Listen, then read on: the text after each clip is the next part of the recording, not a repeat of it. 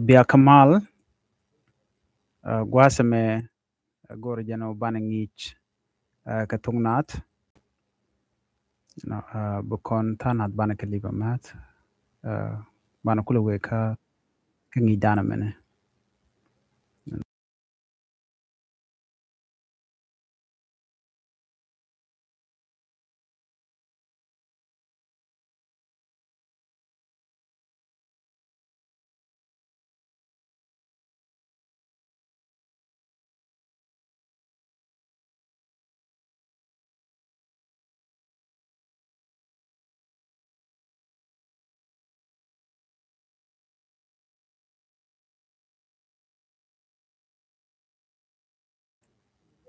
Bia Kamal gwasame ko bana ngich katungnat gor jano de kon ngichan wale ka kui bani tok nuari. Men gor longwa de kon ngich dala ta dana de kon nyin kon de kon ngai keja shit ko de bana tongnat de ki ngejide anu mane dong da kel mago akakon. Mishi ben gwasame yo nywaga kaniri kokien. Bana jatuka ken a e ni la a e i o u bana jatuka ke ko bikon ta danen de kon tungna de kon ngai keja na ban jakula ngach bana ngi gwasame ke ken bana dial ko bana chaka dak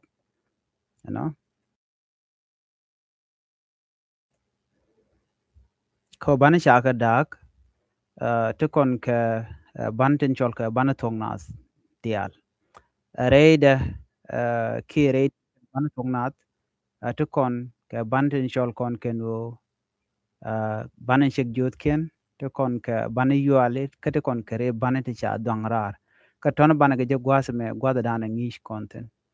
en focus dan ke jan gwasame bete ka ken a e ne titine la a e o ko bu kon ta dan letken ge ban je kula ngaje no letken di ki ngum metwo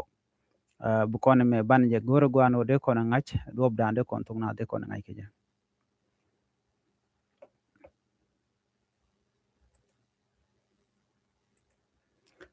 ko bu kon kul tengen mo gwa ka to dan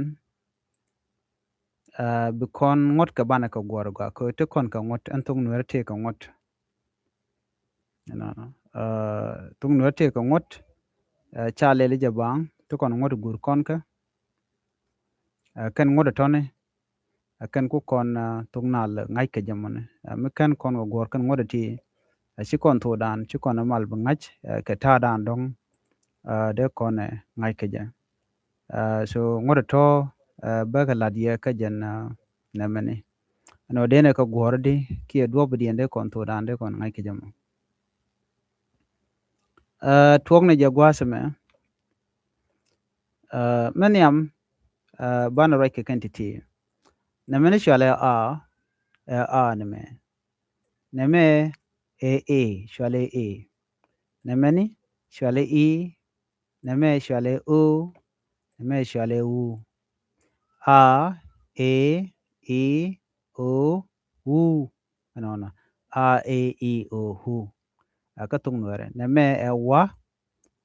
ya ba pa ma waya ba pama no sumgi kono waya ba pama gwasame ko bana kula tika ngeshimo gwa kim luro da ko derana ngach and then bitenge ko kendi tika nguni kenti shalka ti e bana tongna ko gor jeno bran baro da palpin ki baga ngach ana ko dob dan dong da to ko mo der jangai ke especially to dan kon wer gor ngej mo gwa te kon kena te kon kena te kon kenga te kon kenya te kon kera na nga nya ra no te kon keda te kon keza te kon keta te kon kesa te kon kela te kon keka te kon kega te kon keha te kon kesha te kon keja keti ti ke bana tongnat mo kon pin gwasame ko bana tin kon to bana kula ngai mo kon pin bana mandan en cha gung ne ke shit ke mishal ke me h o o bana ke jek titine kan banen chol kon ke no e bani dial ka tungnat la bani dundo ready ante ka de cha kamraten te bi kon ga kulangach ko meshana ga kamrar bikon ngaj bikon kul dagono ti ti chol ga ke ban te shek jot ken ke ti chol ga ke e bani chol ga bani yuale bikon re ban kulo martine yo ga kor ko bran be to go mo be de kulangach gwasa me be gurno bakon gwar mishikin me be ben ping gwada me ko naga jeno de na medelen ken yam eno be table be tur agor jeno be ti ba ko gwar gwada me okay okay chana min gor no gwada men yal chana ja gor ne bani tin shek youth sorry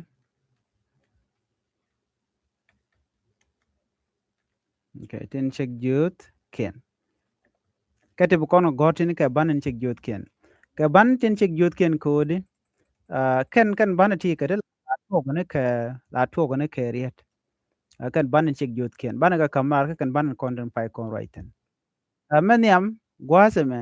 na mo kon tu ke a e i o ban je jigno a e i o ken ke ban yuar so ko gor kon banin kon chal ga banin chek jos ken wa ya ba pa ma na nga nya ra da za ta sa la ka ga ha sha ja no en ber de ngode la jen o gwada me tin gor kon ga kan tene ti la men tin kwale chole ba ni tin chek use ken kuno kono bi kon ka ngaja gwa ke lo dien bana ke kwingoli ko bi kula shublo dan mi chana mana ke tama kan dial ci kon de ngaji no ba dien la ban chek joro ma ke ba dien la batong nuer mo bi de ngach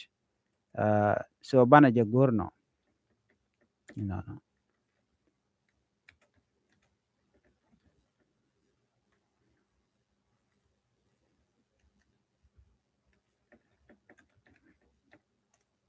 okay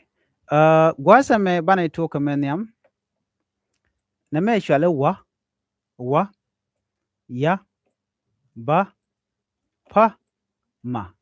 wa ya ba pa ma shale di shale ke banin chek jot ken na nga nya ra na no nga nyara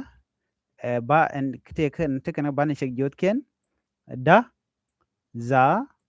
ta sa la ka ga ha sha ja ti nen kon eno ke jendangro ala banin chol kon ken o ban tong nat no ala ban tong nat paindien ken ke jendangro dien jen jamene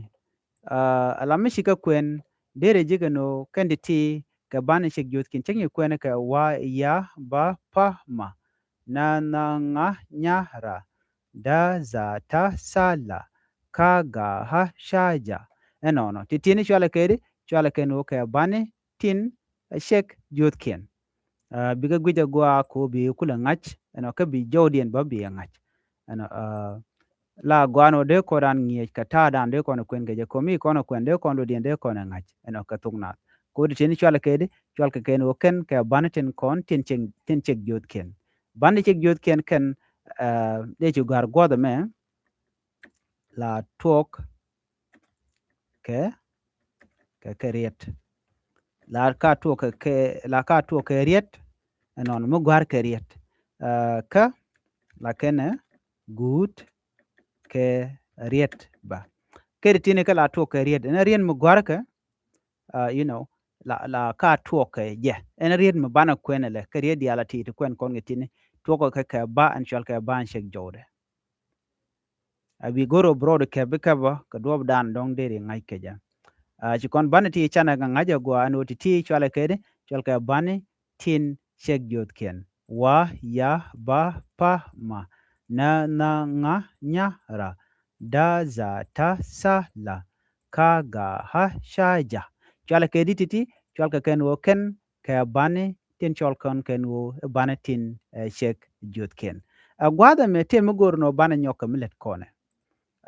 gwada me bana we ka bantin ko ken de chwal ke bani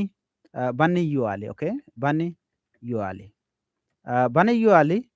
bana kalat gwada me gor jena bana ka ngai kel titi she kan bani yuali baka nyodia bana yuali ka banan kona kam kona rar ka ban tong nore kona shagor bana ka kam rar bana yuali te atin te kon ke e te kon ke i te kon ke u te kon ke u te kon ke e te kon ke h te kon ke o te kon ke o ano titini shwale ke shwale ke no ke bana yuali de kona nen gwas mi kona kwen neme e a shwale a e bayol a e i o u e h o u a e i o u e h o u neme chwalge ke dikin baniti chwale ke bani yuali ka tungnat bani yuali ko bukon kula family ga ta dande kon ngai keje we goro to bi ka ngai kan bani yuali ka bangwan bani yuali ka bangwan be je gwar pin gwada me no bani yuali ka bangwan tembe nyo ngai gwasa mabo bani yuali la ka las ke der rida mite ke rin mi shagor binene wodi shaba yole shalatin kan bani yuali gwada me ka kan dang bangwan mi shiga kwen manan charai ko bani chek jot kien ka jandangro gwasa me kan bani ti chale ka bani yuali ken ka bangwan bani yuali la kalas ke der ritka kide ko laro no la kalat ka kam riene ke riede toga tiken ke riede kone chatuk ke bani chek jot kien ko chana ngaji no ne bani tin chek jot kien ken la tuk ka gwarit kamo barit ba kul ladde ba bayol ba kul ladder ki bay ki re baka bana wi kere ban gwad montama na me bu kona ngaji no bana yuali la kalas ke der ka bana yuali ka kan dang bangwan goro jeno bi kebe no mo karodo ko runti ti bi ko kula go ji ko bana example ken ke charne ken bana ka ngach dob dan de kon ka ngach ke je men gore longan tama ke ji o jendere jodien dere ngaji no jodien de nangade ko jodien a very important ka dob dan dere nangaje dere jodien dere ngach ano de nangade be ka nyoko me kwene ke ko lana goro no be chublo irana go a e i o u e h o u ano a e i o hu e h o u kwen kon keno ko ken bi jowdien bi kula ngach tiken ka dek to ba be gor be nyodie dob dan tiken ka dek je ko che bile nyon rum na me karwar mu kwen je deri nang lodi deri nang a dob nyam tim na me chale a na me chale e na me chale e na me chale u na me chale hu na me chale e na me chale h na me chale o na me chale u che kwen paganium ki phasenium paganium kwen kono ke a e i o u e h o u pegara wore jene mdiri kap mu gwa bolong na me da laro na me der la rew na me der la rew na me der la rew de kono gor nono na me der la rew na me der la rew ka tuk nat na me der la rew ka na me der la rew na me der la rew mu kwen kon ke to shike jien ka a e i o hu e h o u chike jienten chiken jorden chiken nyoko mi chakken tama jo chiken chak jene jo cha chak gwa ta me be kwini agwa ne me shwale di shwale a chi kon ku ben ka duo ben gwa na mo shwale a me kel ba shwale a tem shwale ko shwale a ne me shwale di shwale e me kel ba shwale e mi kero ba shwale e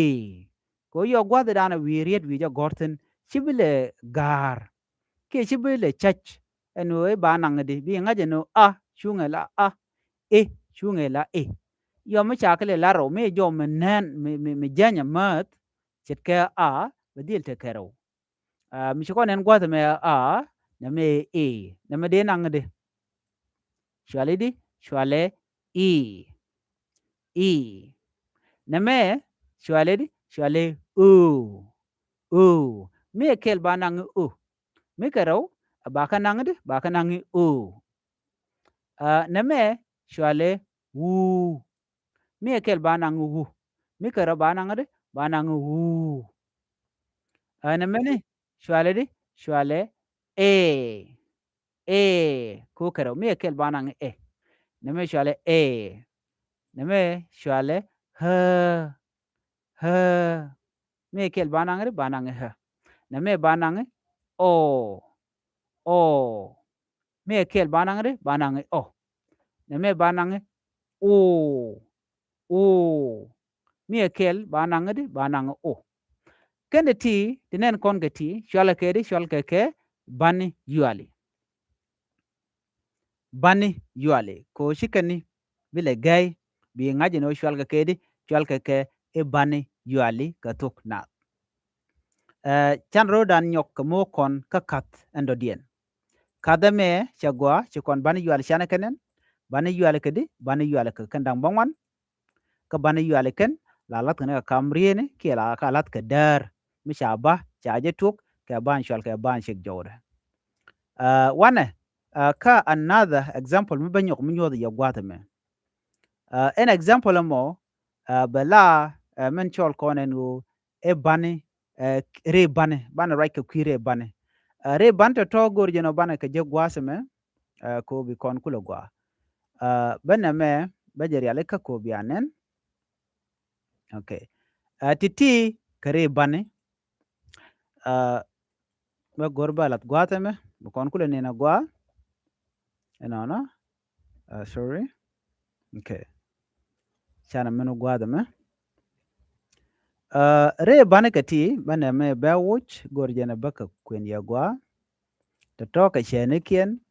to bana ugu ji yo ka dob dande kon tok de kon ngai keje okay wana gwada me ko bi kula ngach bi ngaje no kare bane kati kien okay yo bane ko madi yo ken ti chwal gati re bane titini chwal ke re bane no re bane ka kan dang badak ka tugnat kan dang badak murai kon ke a e i o u bukon ngajen re bane ke di ka badak menyam jana re bane na me chale ha chale ho chale chale he chale he chale ha na me chale ho na me chale hi ena bi kebno no ha ho he he ho hi ena no ka kweni na kwendien banyo ko nyodo ye gwada me adiri na me adiri gorne na me da la ha na me da la ho mi chiga lel kandang ro ana ko gori na bika lel kana na me da la na me da la he gwada ma ron na me da la he na me da la he na me da la he na me da la ho na me da la hi na me ha ke ta dan di tung na di kwen ke je na me ha na me ho na me na me he na me he na me he na me ni ho na me hi chwal ka keri chwal ke re ban ka badak re ban shir kan ka ban yu la lat ne ka kamri ni ba ka tung na mi chari chaja gor ba lat kam mo titi chwal keri chwal ka ken o ken ke re ban re bana gwada me ano ka ta dan dir ka kula ngai ke je ki dir ka linga je gwa beji nyo do ba dan dong dir ka da ka je mi malan right tini siang ano ka do dan dir ande ngai ke je mat re bani kena bani yuali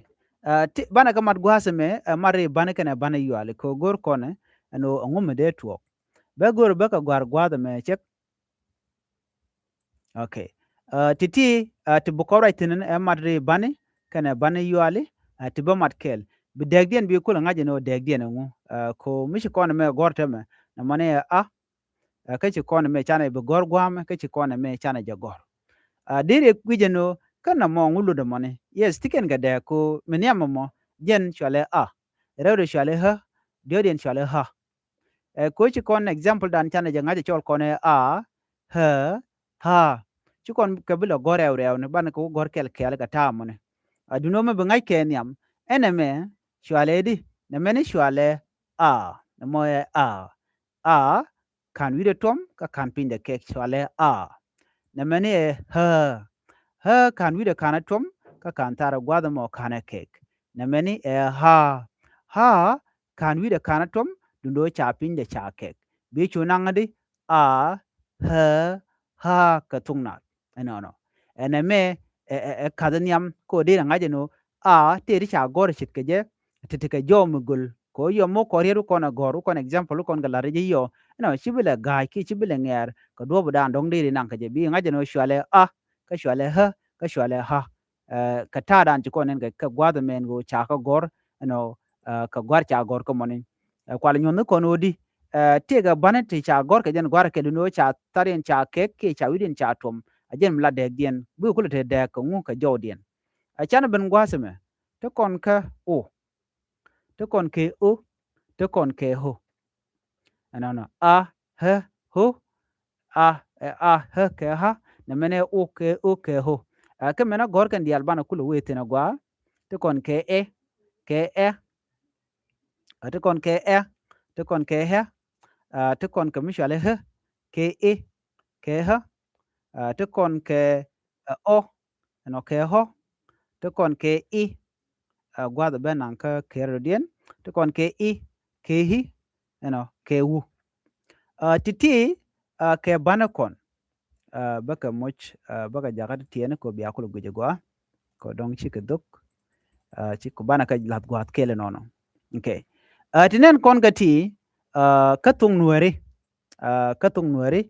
la ja gur no ba lodien ba ngai kos mi chi lodien chi ngai no bi man dan an gur ngai de be chu tia kalung chi ke le la bum du no mi dong ka ran ke ne goro gwa no be ke gije gwa den la ja chi tung na chi je de mal ngai du no mi chi de dien chi ngai de chu gwa shit kaman yam gwa de me chana je tuk gwa de me ne me shale ki bi nang ne me ha ne me ni ho ne me ho ne me ha ne me he ha ho hi eno deri gor gwad meno deri ka ngach eno eneme emendien bumotin ko buwetin ka dob dan deri ka ngach keja ko mi ci wetin ka shiga nyok mu gije deri ta dan tiga ka deri ngach mi ci kona ngach ke ti chana ka jorin ci kona ngach and then bana we ka dob dan deran dere riet dere ja gor ke aduno gwaseme ko ngai kono no riudan don kwi kan tong nat men de kon lel de na gor ne riet ki dor mu de kon kak ande kan ne riet de kon to ke je ko ci kon de to ko mi di ban gor riet ke je duno de kon do de kon gor ke je me de example ki mi de la example mi gwa ka dob dan de ran de to der ngai ke je kamen belel gwaseme ka jen ngi jama let me show you men go rebel gwadame channel larno kek okay riene kek riene benam belat gwadame men go re jenene bana je tok sorry she cook but kek okay bana je tok kamen yam ko bi kon kula tenga la no mo shale ban do gor chit kana me de chole di chole ka kama cha mo kereu de chole ka ka mi chana ben ka ha gwada me de kon do gor chit kana me de chole ka ka chana ben ka ha gwada me ka no ko gor kon do dan bane ngwan bane ngai keje ne me ka o chan do gor chet ke ko ki de kon do gor ko bo chan do gor gwada mene bo ke bo ke wo bokule te ke duom bu kon bane ngai keje chan gor karo mo kon gwada me na mo ho chan ko chan je gwarech ke ko ko bokule te ke duom bu kon dor bane gor keje chan ke gor kene ke no chane gor kene ke chane ke chane gor kene ke chane hewe de kono gor shit ke de kene de chane mo gor de kene de chane ne mo gor she ke sha kene sha chane ben gwada mo ko o chane ko no kene ko chana hogor chana ko kene ko chana gor chana ben ke I chana pi kene pi chana hi chana gor chit ke pi kene pi chana wu ke wu chit ke ku kene ku no tinen kon ga tini ke example ka dob dan deri dor deri gor ga jeno deri pronunciation deri janga dob dan de nanga ajen ban ngi gwas meni yoni ko bi kon kulela familiar katin kon tin ngai ke ngo de tungna de ngai ke je ban wetin kal ke ala gwas mo ko bi kon tik understanding mo gwa ko dum de kon linga je gwa menyam jenen menyam gwas me a de kono gor chit ka ame ba en chek jode ka ba en chek jode kam sha madi yo kene a mila bayol ka kire baka abilel di bi gor ka na me ka jode ka na meni ha te ka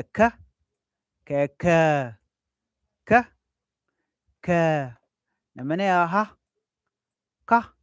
kana ka wana ka o na me o chit ka ko ke bo na meni o bo na me ho ko na me ke na me ke na me he ke gwada me te ke ri dang ro di kon ga tung gor teme na me ke me ngai kon ke nyame cha kwen se kule dak che lui dorin ka cha kwen chale ke jen lur ke gwada me ke agadenyam gwada ji ke ka ke he ko na me ke na bela ke ko kero ka tung na chale ke mi kon bu kon ke he de kon jik chit ke de ke de mi kon bu kon ke na me chale de na me chale de mi bu kon ke ha chit ke sha no mi kon bu kon ko o de kon ko de kon jik ko de kon ko de kon jik mi bu kon ko ho de kon ho jik de kon ko de kon jik de kon ko de kon jik mi bu kon ke de kon pi de kon jik ke pi de kon hi de kon jik me pi kene pi na me wu chit ke ku kene ku alo awo jin wo bungulel bi jogon dan nan ke biengach ano be jaka mi tek tek long ka do badan de ran de tong na de ja ngai ke ja ko tong nuari jen kel mugwa mederan no de tong na de ja ngai ke ja mi chi ti shi ka ngach chi bana yual shi ka ngach tele mi de la bom ke ji ano de dial de ka tek long ke ji ka do badan dong de tong na de ngai ke ja ken de pai kon kenen tini do badan de ran de tong nuari de ja ngai ke ja ano rei nuari chan ti gorbe bu kono men kwen kel na me de nangade